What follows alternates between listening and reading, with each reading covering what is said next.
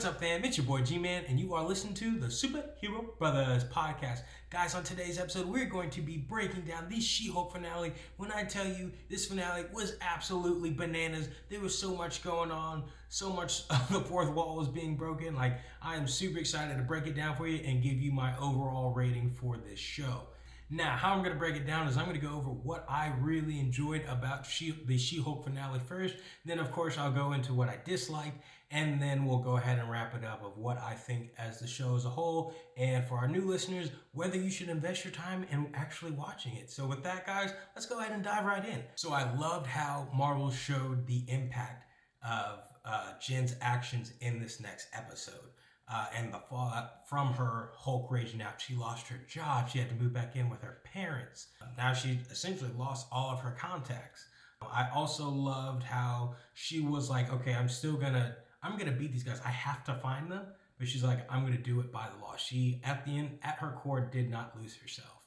Also, what I think was really cool about the finale is that honestly, the fourth wall was broken so much in this first round of the ending. I will admit, when I first saw it, it was really confusing for me because it was like they had one ending, but it wasn't the real ending. And then She-Hulk breaks the fourth wall, talks to Kevin, or Kevin, which is like just some big AI to represent Kevin Feige, and then they changed the whole ending. But I'll say what we'll do is we'll go over the first ending first and what I liked about that. So first, we got to see the Hulk and the Abomination fight. Bruce? Let go of my cousin, asshole. It's not what you think. Is this necessary? Okay, what is even happening here? No. Now, granted, it didn't make a whole lot of sense how the Hulk could have got there at first, but I had liked seeing them go officially share the screen and actually get a couple blows in.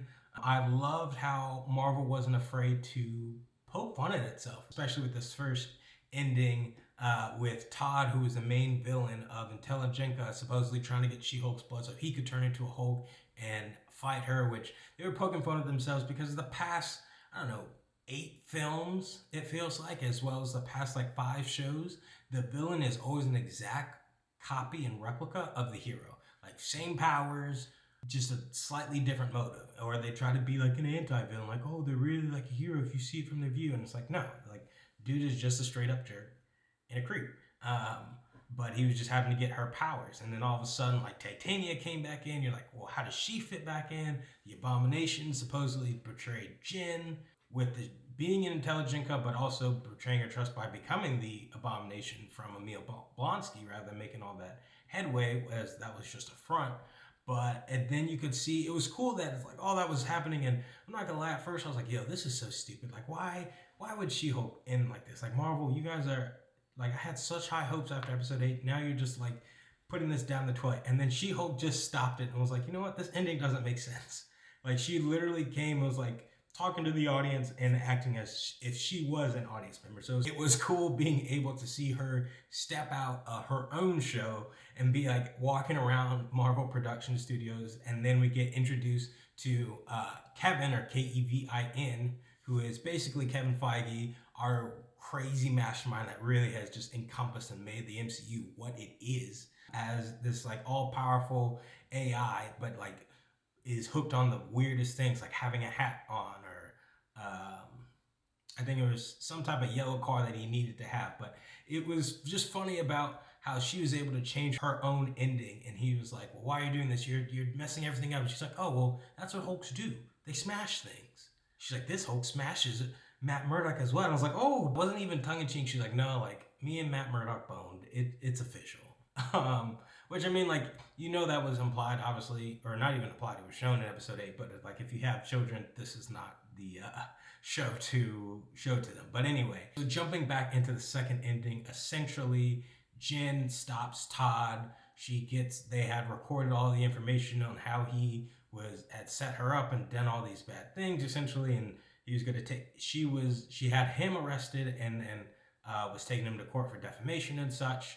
And then Emil, since he broke his parole, he was also getting arrested and having to go serve his sentence. Now, we'll touch back, because he really didn't have to serve it, because Wong broke him out, because Wong was probably like, I need more money.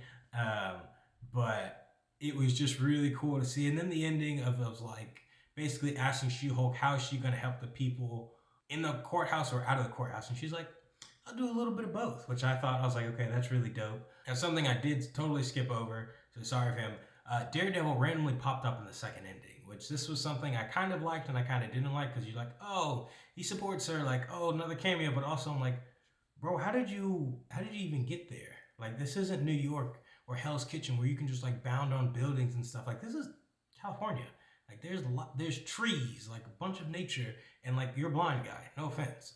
Like, it would take you a lot more. It's like, you can't just like, I don't know, traverse that many miles. Because it seemed like when they were driving, that was like a long way out, like 40, 50 miles. And like, yes, Daredevil is a superhero, but the homie is not the Flash. He's not Quicksilver. He's not like, oh, let me travel 40 miles in like 2 seconds. So that I didn't really like or it didn't make sense to me. But it was cool kind of seeing Jen see her life not totally come to normal, but more so that she's coping with what she is, and her and Matt kind of having that relationship. But then the Hulk comes back. Bruce is back. He officially comes back, not as the first ending, but the second ending. And he introduces his son, Sakarr, which, bro, I was so pumped. The design I wasn't pumped about, and don't worry, fam, we're going to go over like how terrible that was. But it does confirm our suspicions that a World War Hulk film is going to be in the making, and that there's going to be a whole kind of like Hulk arc. Like, Bruce Banner is not going to be nerfed any longer, and that's what I was super excited for. So we're going to go ahead and go into the bad, and what better person to start with than with Sakarr. Yo, this homie, this CGI was so terrible. This man looked like a mix of 2001 Shrek and the bald guy from Seinfeld. Like, Sakarr's supposed to be this super buff, full of hair, like monster, like really cool, like people want to be him. You look at this guy and he looked like just a scrub. Like a scrub that was balding like 20 years early. I already kind of touched on Daredevil and how he kind of just popped out of nowhere, because that, again, just didn't make sense to me. But it also felt like unless you like really understand the comics about the fourth wall, I could see how people would not enjoy that. Because the ending at first, if I'm a non-comic reader, I'd just be like, this is a bunch of jumbled mess. Like, this is a very poor man's imitation of like Inception, or really trying to, or not even Inception, but a poor imitation of like Deadpool. Like Deadpool, at least you're like, okay, like I get the jokes. They're tongue in cheek. And this one is just like, it almost was trying to like bash you over the head with it. And you're like, it's not needed like that. As a comic book fan and reading more of the She-Hulk comics during this series, I have much more of appreciation for it, because that's what she did more and more often than not. I'd say even more than Deadpool, but it's a hit or miss for people. So I can definitely see why some people thought it was bad. I thought it was okay overall. Like I said, we did get the World War Hulk storyline. Love seeing the Abomination and Hulk fight. Now, granted, I would have liked them to have a much bigger battle. It seemed like just to be like a couple punches, and it wasn't like the 2008 Hulk where like they be boxing.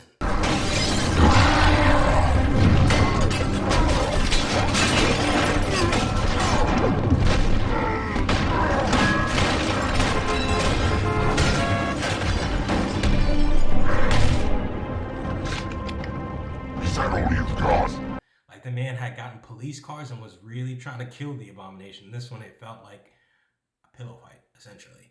But with all that being said, I have to say I give this show about a 7.6 out of 10 overall, which is really crazy because I started this really, really high. Like, I was at a 9.2, 9.3 to start at episode 1, but there's just too much inconsistency and leading up to episodes 8 and 9. Episode 8 to me was the best episode out of the entire series. Episode 9, I would probably say, was like third or fourth best. I think the first episode, the 8th episode, and like the third were the best ones in my opinion. So it's still very much a watchable show. I would not, if this is my first introduction to Marvel, I actually would not start with this. I'd probably start with like the Falcon and the Winter Soldier, or something that to me has a much more meatier storyline, and it isn't trying to bash you over the head kind of with comic relief or tongue-in-cheek type of idioms. So 7.5, 7.6 for me. Guys, in the comments, let me know, Do you agree with my rating or do you not? Do you think you're like, Najee, that was crazy? That was definitely a 9.5 or above, or not, or maybe you're like, nah, gee, that should have been like really a 6.3. Let me know in the comments and let me know why you rate it that way. But with that, fam, we're going to go ahead and dive right into the Daily Bugle news and rumors, starting with the Marvel Universe. And guys, do we have some very, very juicy rumors and confirmations going on? So first and foremost, Thaddeus Thunderbolt Ross has officially been recasted. So Harrison Ford will be taking on this role. I'm not going to lie, I was not as excited about it at first. However, I do have high hopes because we know Kevin Feige and how they cast. Now, granted, it's going to have to be, I don't know if how they'll honor William Hurt posthumously.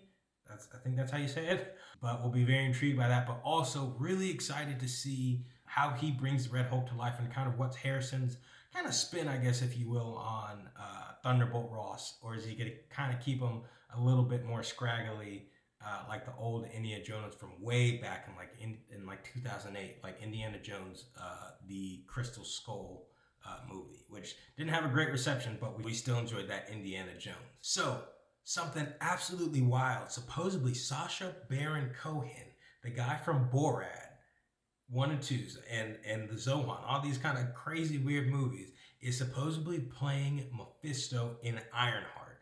So that I'm super excited for, guys. This is like essentially Marvel's The Devil, and he's this devious, super powerful character. He interacts a lot with the Fantastic Four, with Spider-Man, with the Avengers, with the Defenders. So very excited to see his role and how he touches not only from the Mystic Verse, because he's a big enemy of Doctor Strange, but also kind of how it impacts like Loki 2 and all these upcoming shows. So very intrigued also to see how Sacha takes on this role. I've only seen him in one serious role, but that was like more of a historical film, not like a villain film. So very, very, very intrigued to see how they do this.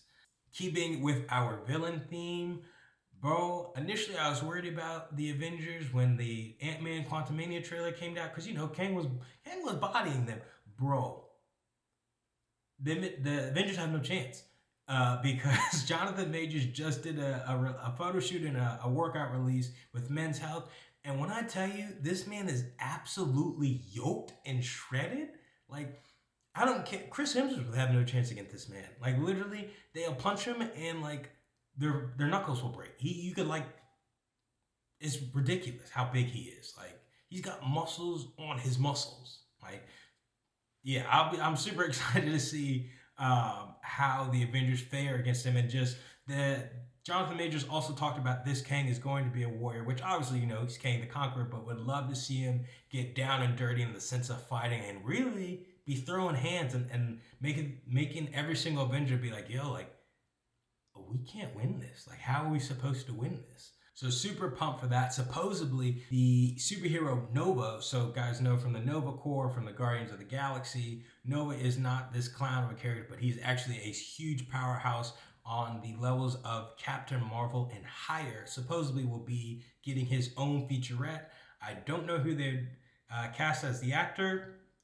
My first initial opinion would be the blonde guy from Top Gun. I think he would be a stellar Nova. I'd say Ryan Reynolds would be the next one, but obviously he's Deadpool, so that's not gonna happen. But again, still very excited to see that they're going with this featurette route rather than kind of making everything this 8 or 9 episode show. Super pumped about that. We also got news that Marshall Ali is still on board with Blade. He's still 100% a go, which is definitely reassuring considering all the crazy issues that have been happening with the director dropping out and them having to find a new director and basically redo the script. So very intrigued and very hopeful, but happy that Marshall Ali is like, yo, I still want to be Blade. Like, I still want to bring this character to the big screen. So also, fam, we did get a confirmation from Marvel Zombies. So what this is a spinoff of, I want to say it was episode 4 or 5 of the What If series in season 2, where they had zombies supposedly. So this is going to be a 4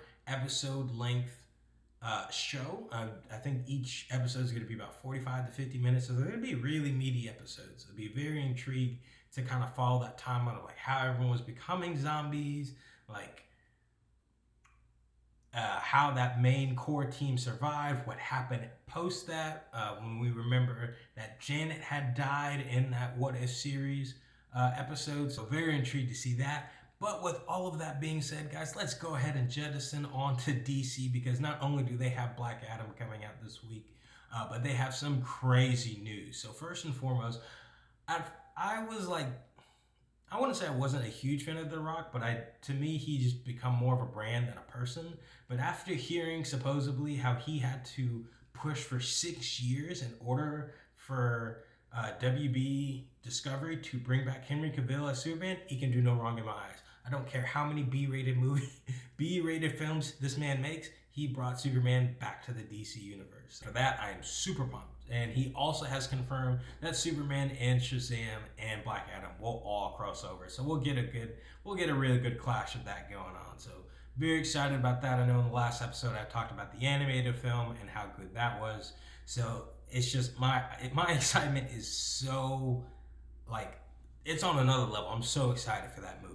I'm not gonna lie. Now, granted, Zach Levi needs a lot more fight training, but because he had some in Chuck, but it wasn't to the level that like Henry Cavill and of course The Rock have had for their various roles in various professions. So we did get some updates on the Batverse in terms of Matt Reeves' Batman. He's getting full reign to build out future shows that kind of expand on Batman's rogue gallery. So we're talking about Clayface, we're talking about Scarecrow, we're talking about Professor Pig. I am super excited because they're highlighting some of these underrated villains that really make not only Batman as a character, but really push him to his limits. Now, of course, I want to see them bring back Talon, bring to the screen Talon, because not only of the Gotham Knights game, but that truly was a huge villain for the Batman in that series. And the Court of Owls, I feel like, would be a great storyline to